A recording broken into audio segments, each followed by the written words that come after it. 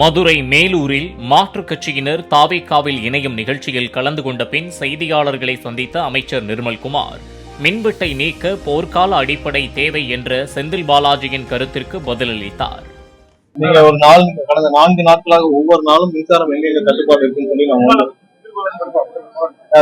உத்தமர் செந்தில் பாலாஜி உத்தமர் செந்தில் பாலாஜிக்கு நம்ம ஏற்கனவே நிறைய பதில் சொல்லிட்டோம்.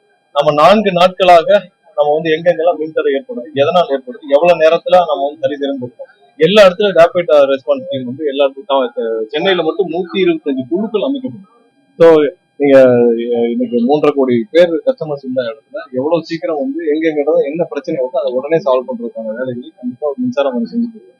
நம்மளுடைய மின்சார வாரியத்தோட கட்டமைப்புகள்ல நிறைய அளவுல நம்ம கிட்டத்தட்ட 10-12 வருஷத்துல பின்னோக்கி இருக்கோம்.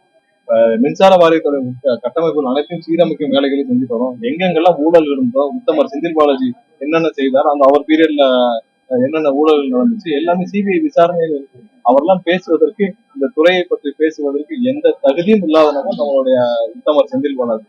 ஏன்னா ஒவ்வொரு இடத்துலயும் அவர் போக்குவரத்து துறைக்கு போனார். போக்குவரத்து துறையில வெளியே வந்தப்ப இப்போ வரைக்கும் போக்குவரத்து துறை மேல போக்குவரத்து துறையில அவர் செஞ்ச ஊழல் அவர் கையாடல் எவ்வளவு பேர்ட்ட பணம் வாங்கி வேலை வாங்கி தரேன்னு சொல்லிட்டு இப்போ வரைக்கும் அந்த வழக்கு நடந்திருக்கு. 2000 பேர் மட்டும் அதுல அக்யூஸ் வச்சிருக்காங்க. 2000 பேர் அக்யூஸ்னா ஒரு ஆள் 10 பேர் ஏமாத்தலாம், எவ்வளவு பேர் ஏமாத்தலாம்? 2000 பேர் வரைக்கும் அவ்வளவு தூரம் ஒவ்வொரு இடத்திலும் போனா அந்த இடத்தை முழுவதா முடிச்சுட்டு வர்றதுதான் உத்தமர் செந்தில் பாலாஜி வேலை. இன்னைக்கு மின்சாரத்துறையில் இவர் செய்த ஊழல் சிபிஐல போய்